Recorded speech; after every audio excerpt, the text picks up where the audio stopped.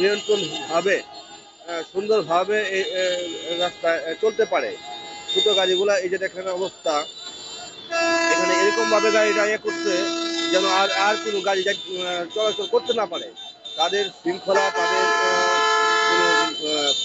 ওই অটোগুলা কোনো শৃঙ্খলা নেই, তারা এলোমেলো ভাবে রাস্তায় গাড়ি চালায়।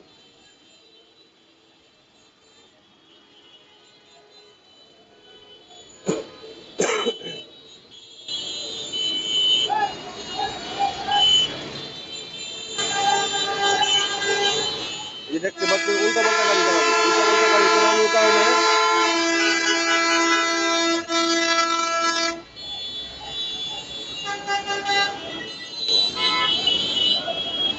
উল্টা পাল্টা গাড়ি চালানোর কারণে এই যে রাস্তাটা পুরা জ্যাম, রাস্তাটা জ্যাম বানায় রাখছে অটোগুলা।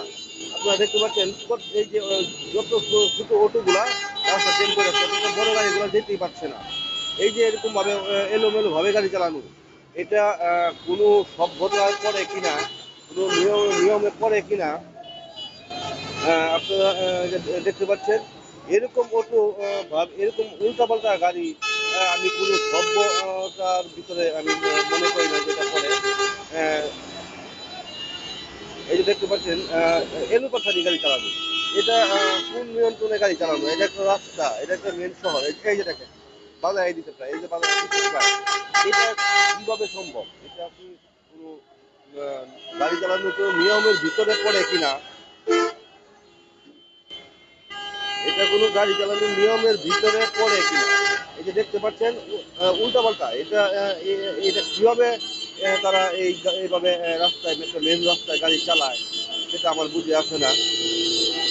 অথচ তারা ইচ্ছা করলে একটা সুন্দর সিরিয়ালে তারা চলতে পারে, একটা শৃঙ্খলার ভিতরে তারা চলতে পারে, যেটা তারা